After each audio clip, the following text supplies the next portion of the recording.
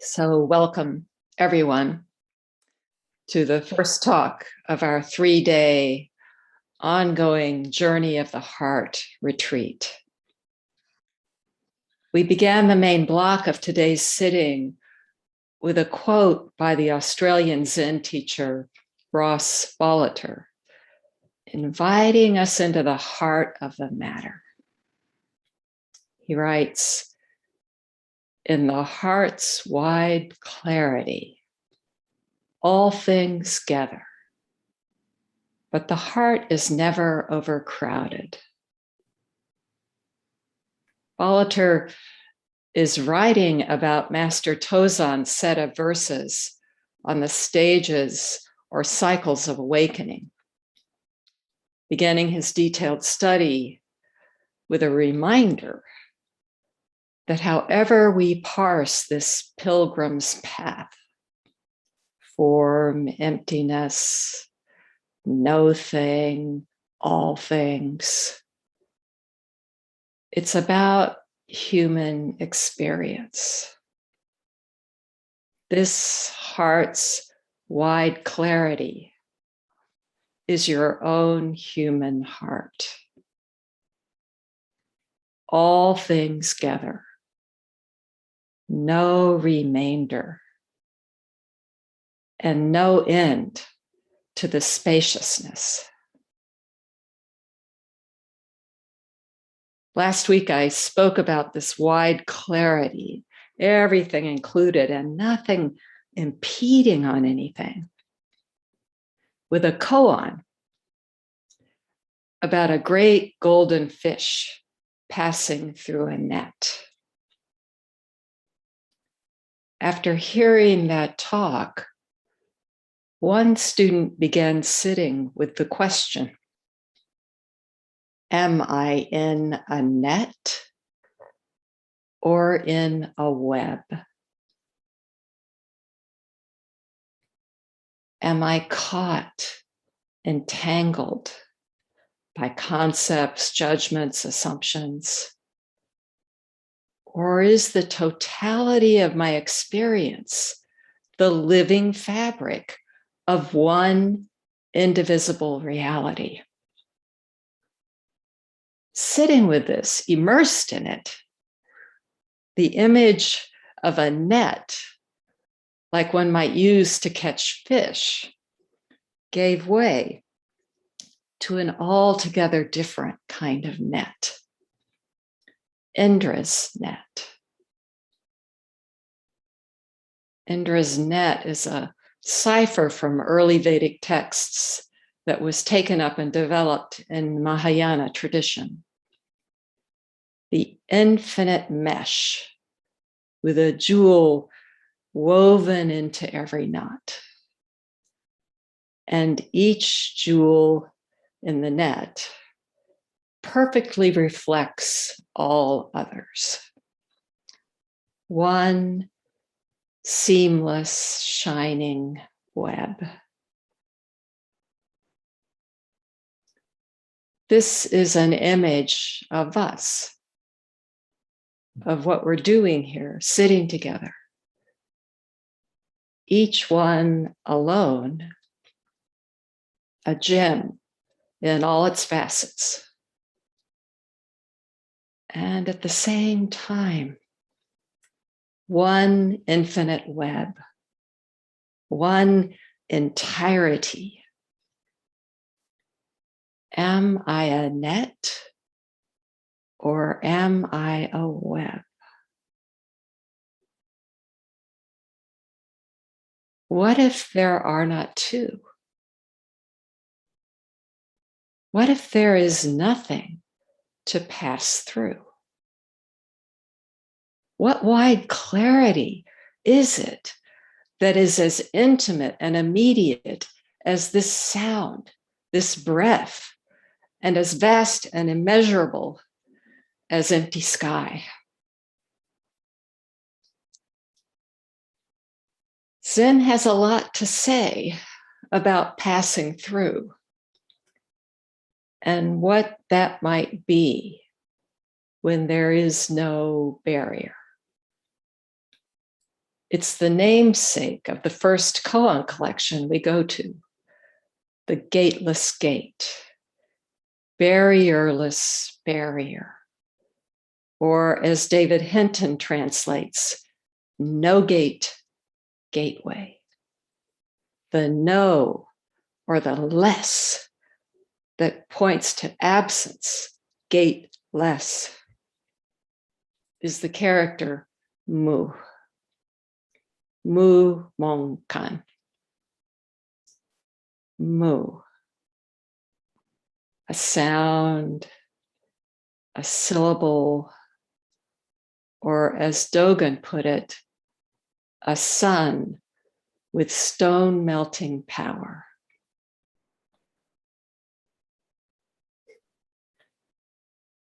Today, as a way of exploring the gateless reality that we're soaking in right here, right now, I'd like to return to the first case in the gateless gate, Joshu's dog. If you heard Ruben Habito-Roshi's talk last night, you got a vivid taste of this invitation. Always returning, coming home, always beginning. Impossible to say the same thing twice. So here is case one.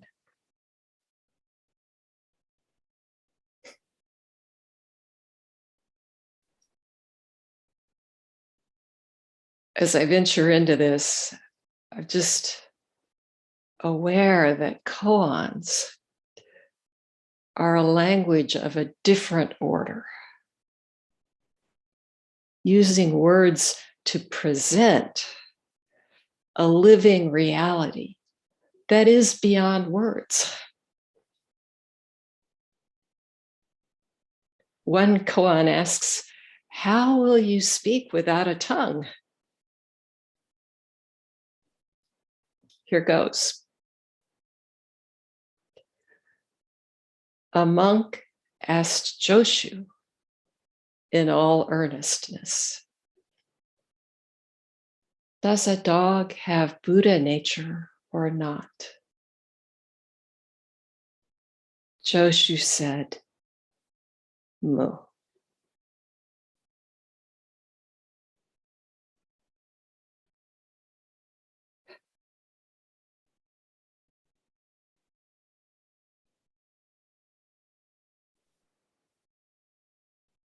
I'm always struck that Joshu's mu is written with an exclamation point.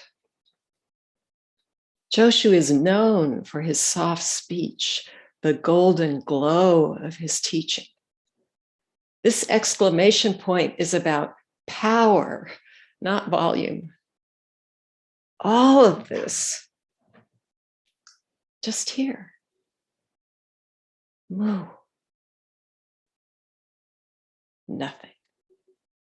Mu. Whole. Mu. All pervading.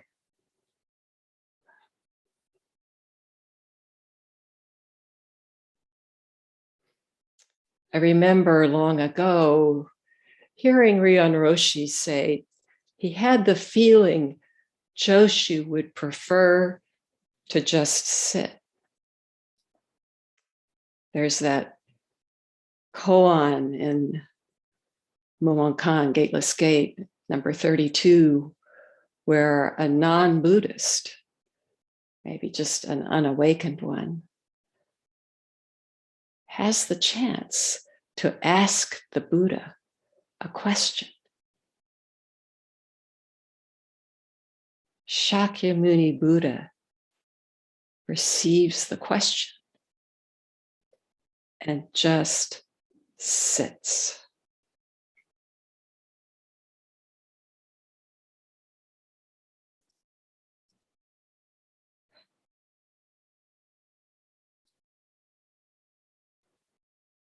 Imagine sitting, facing Shakyamuni Buddha sitting. What would you see? What is that? The power of his sitting awakens the non-Buddhist. Just sitting.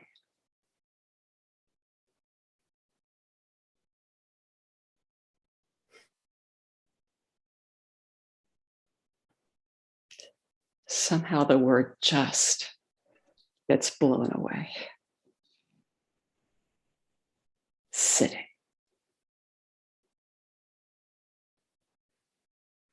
Maybe sensing the monk's level, or out of kindness to us, Joshu answers, what is a dog? Mo.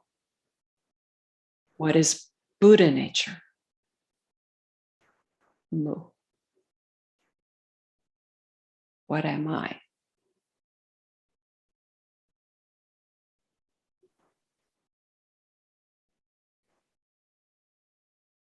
I was touched by the earnestness of the question after Ruben's talk last night. Why is it so hard to awaken? That awakening so vividly offered, just wellspring, this whole heart. And yet, why? When we have this instrument of awakening coming to us from the awake world, can't we see the clarity for ourselves? Why isn't the freedom and compassion of this one web, one empty entirety, intimately apparent to us? If this boundlessness is who I truly am, why does realizing it elude me? Why the ready sense of a border? Where is the barrier?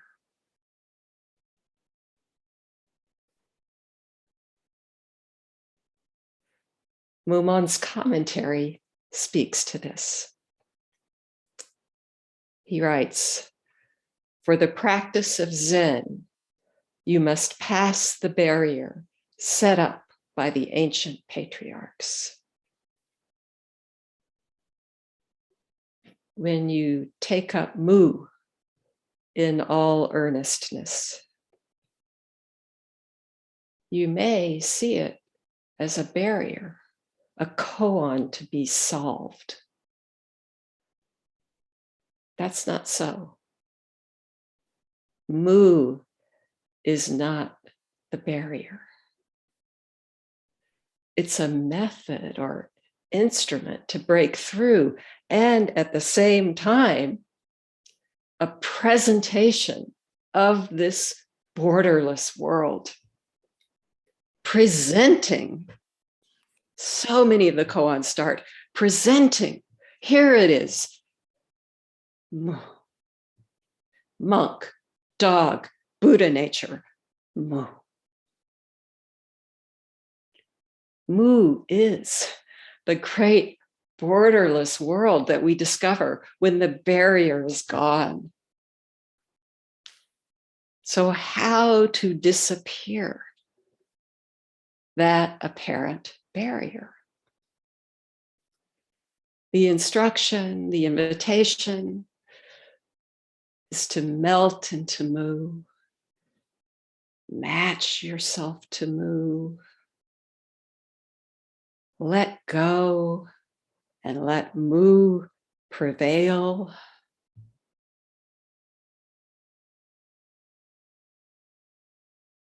But that's not so easy. Mumon continues. To attain to marvelous enlightenment, you must completely extinguish all thoughts of the ordinary mind. What are thoughts of the ordinary mind?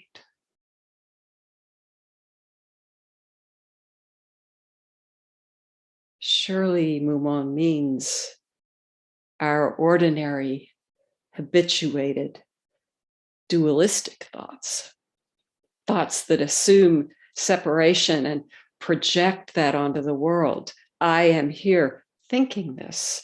I'm here and you're there. I don't have what you have. Or better hold on to what I have in case I lose it. The monk who asks about the nature of a dog, maybe the nature of himself, is thinking in terms of having and not having. This is not about something you have. It's what you are.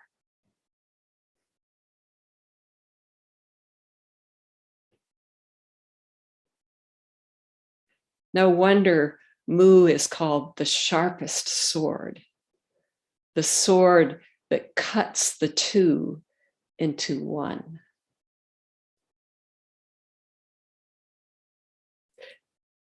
So does Mu extinguish all thoughts?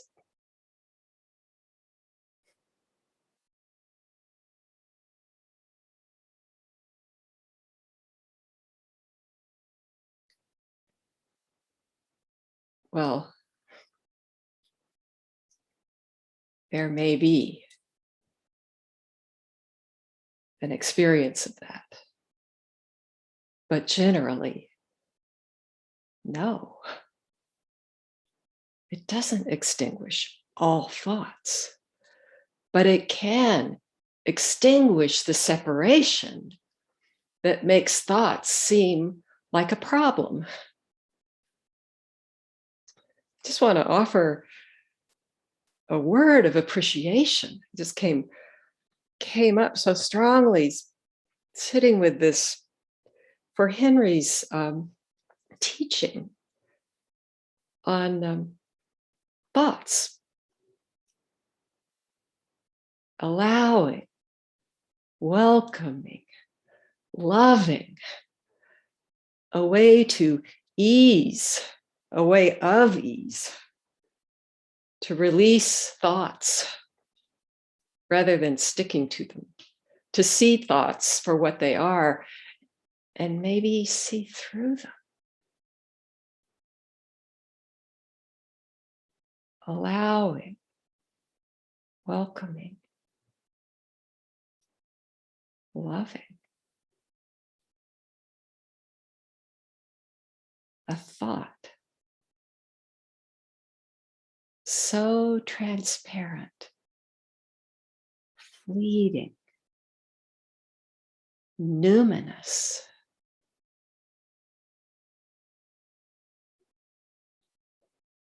Henry often speaks about the default network mode of our brains, the default network. When we're not absorbed in an activity, our minds tend to ruminate past and future, pride or regret, and planning, lots of planning. We travel off on the mind road, the train of thought, and completely, really utterly miss big swaths of our life, of present moment experience. In sitting, we have the chance to see this, maybe to marvel at it, and to keep coming back to this. here and now. Welcome yourself back. That's the practice.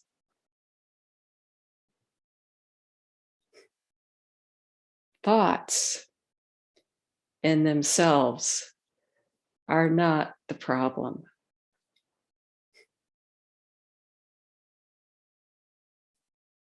That amazing line from the Diamond Sutra, dwelling nowhere, mind comes forth. This nothing at allness, nothing at all. And yet, a thought. Henry put this so well recently. The problem with thoughts, he said, all these thoughts of past and future, is that they have a central character, a central person. They are all about me, always self-referencing. This is the ordinary dualistic mind. Thoughts about me. Me is what is different from everything else. I or me is, by definition, separate from all else. That isolated identity assumes all things are separate and assumes that other things are just like that.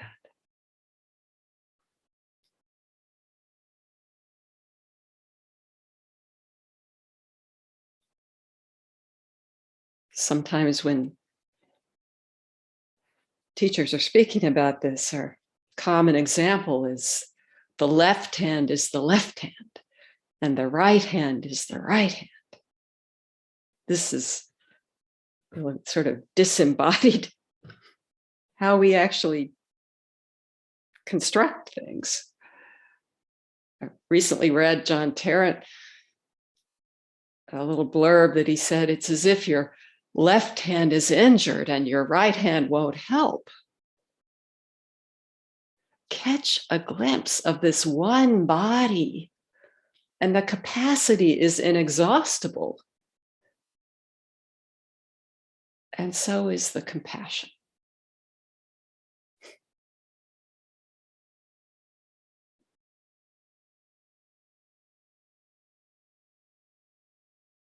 Ryan Roshi lately has taken to showing this, every effort somehow to convey it. He'll hold up, the hand like with a finger, and then hand, this body, and,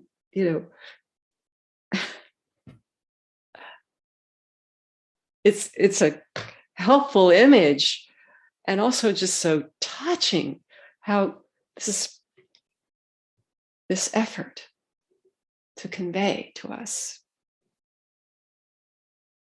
Mumon asks, now just tell me, what is the barrier set up by the ancestors?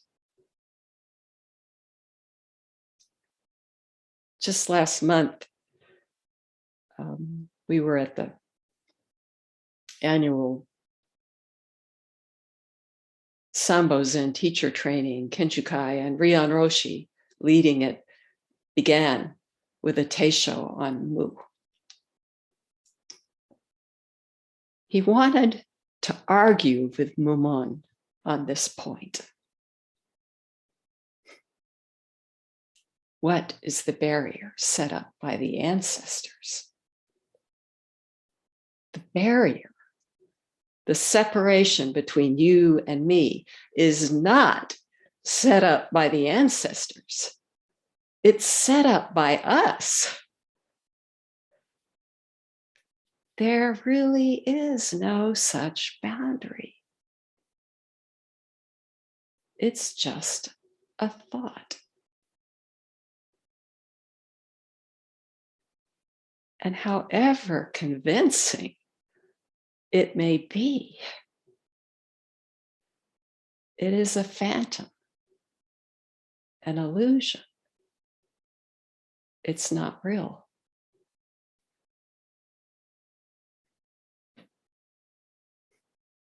This is what Mumon says about us in his commentary.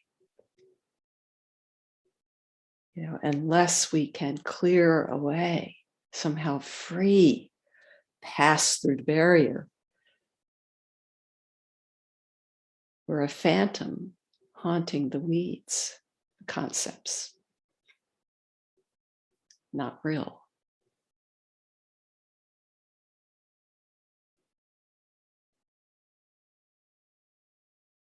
I just want to say that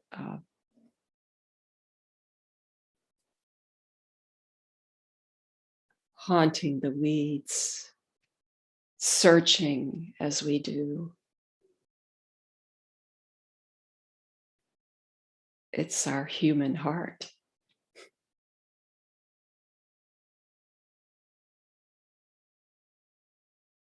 Come into this world, and it's the true human heart expressing itself right there, the whole heart.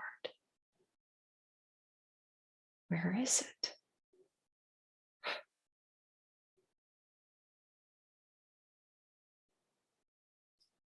In this borderless world, there's no barrier to pass. It's just not true. There never has been a barrier. There was, has been, maybe is only the belief in a barrier, which is really just the belief in me. As Henry put it, release the belief in thinking about me. Then thoughts can come and go as they please.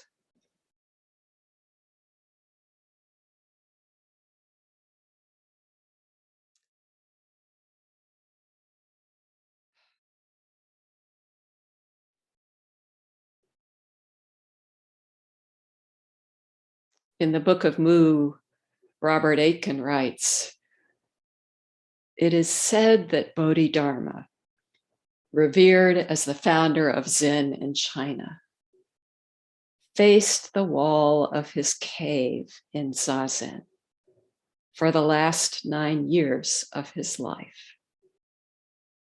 Though he had long ago found that wall, that barrier, to be altogether transparent. Bodhidharma saw this world and realized it. Vast and clear, he said, one boundlessness, vast and zero, as Reuben put it, translating shunyata, this emptiness, zero. No possibility of separation.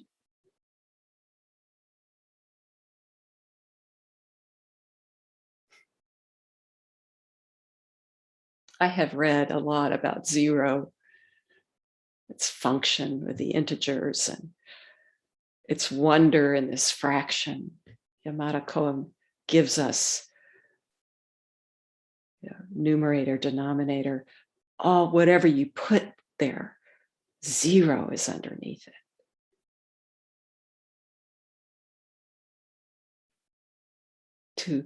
To hear it, as the translation of shunyata, that's what this is.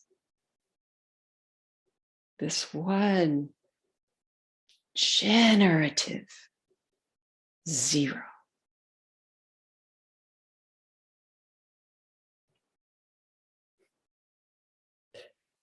Ryoun Roshi says he thinks we are born with the delusion of separation, that it's part of the human condition. We're also born with a longing planted in our hearts. A longing, some would say, for the infinite. Or you might say, for authenticity. Come to this practice with that longing or those fundamental questions, and you'll be invited to sit with Mu. How do you do that?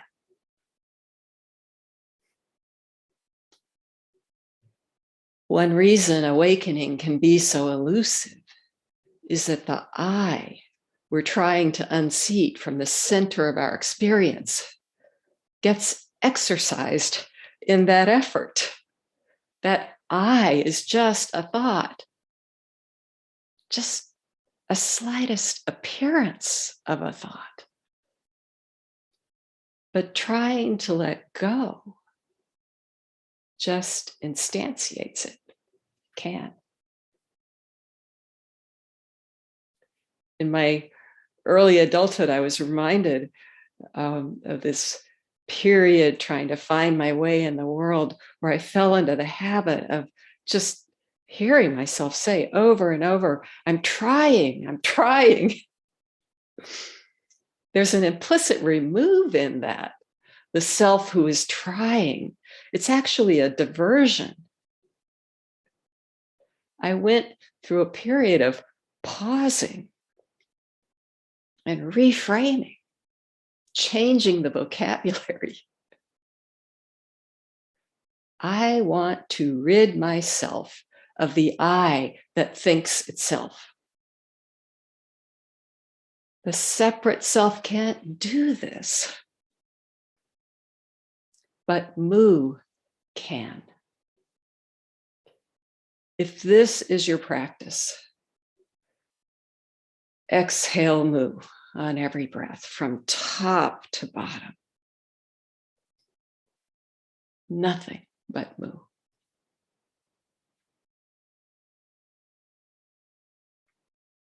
Over time, you may sense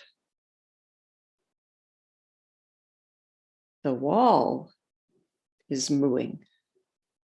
The mat is mooing. The furnishings in the room are mooing. The trees, the sun, the sounds, just one mooing.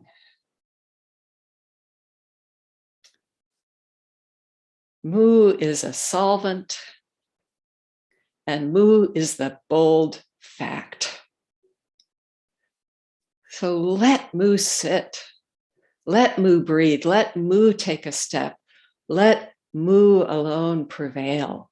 Let Mu fill the whole universe until there is nothing else but Mu.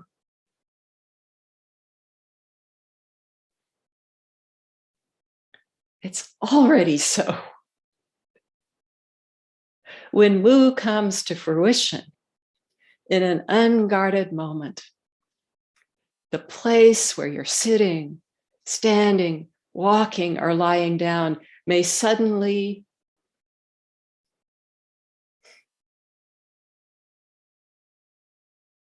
become vacant. You disappear. That blessed zero.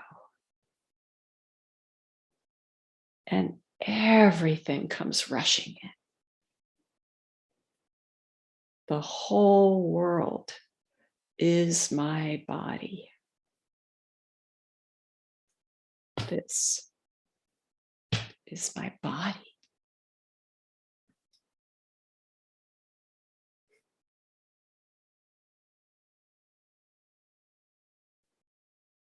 This all sounds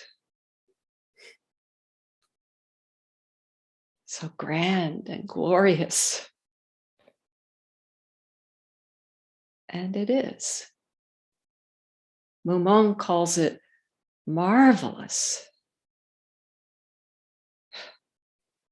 It's also simply true. And ultimately, so simple. Coming home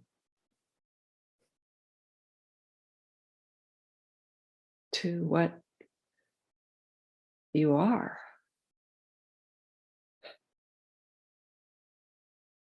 To just this, just now.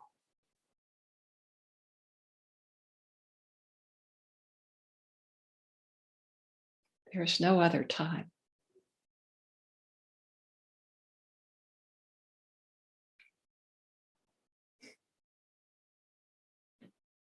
Dogen has this famous instruction about thoughts. Get yourself all arranged to sit, this detailed order of posture. And then what do? Think, not thinking. And how do you do that? Non-thinking.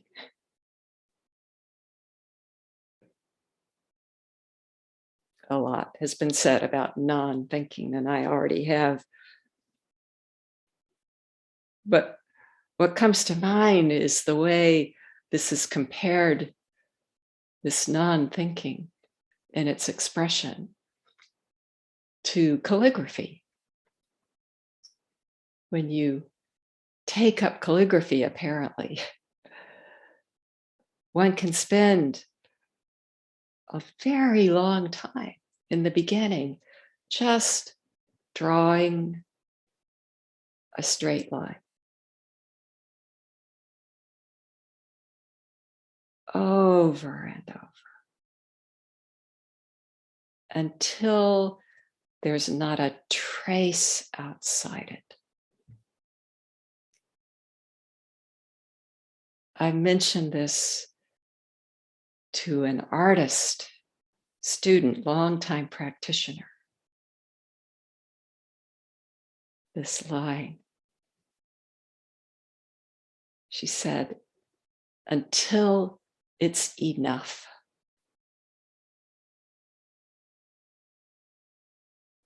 It is enough.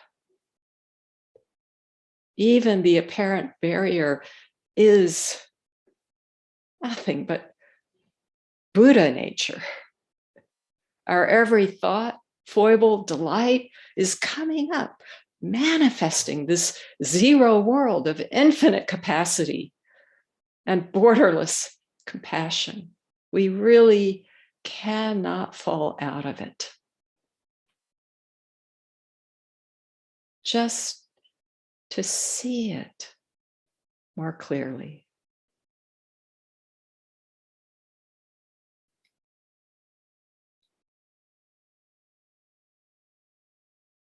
When that comes into view, we discover this whole universe as present right here. All of it, whole.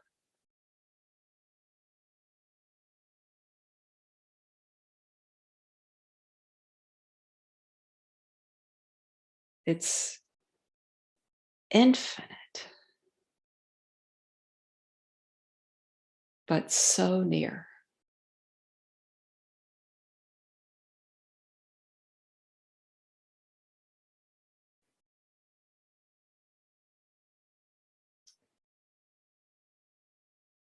I'm about to close this, but wanted to offer a few women's voices.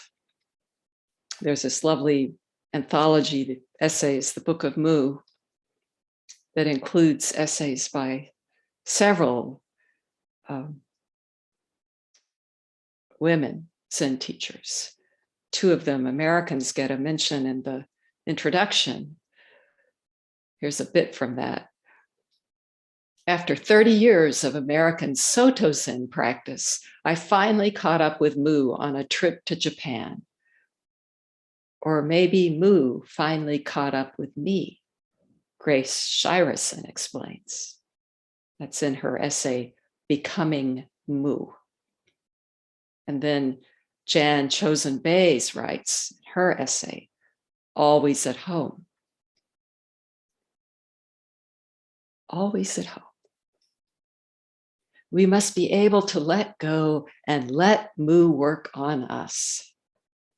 This happens when Mu penetrates every breath, every footstep, every blink, every touch, every sound. Raindrops falling. Mu, mu, mu. Crows calling.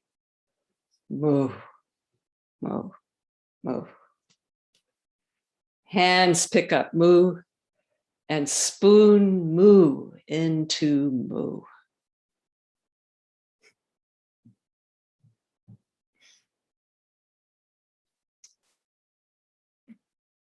So now I'd like to close with a poem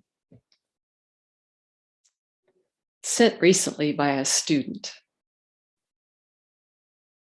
This is by the American writer Lynn Unger. Her title of this is Merit. Merit. Why me? What did I do to deserve this?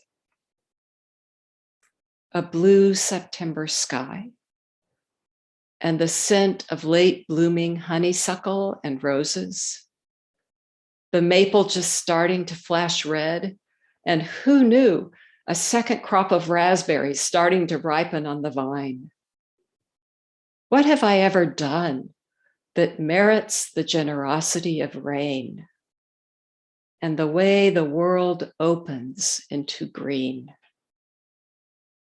I mean, I have tried to be kind, but not like the cherry tomatoes blushing and turning sweet and giving themselves away by the handful.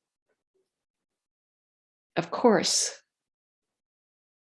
I don't deserve this any more than you deserve fire or flood or sickness or heartache.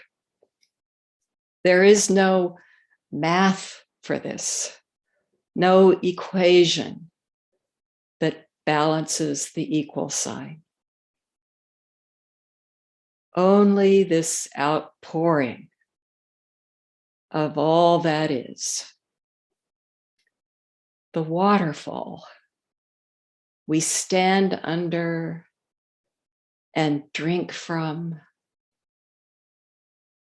and try not to drown.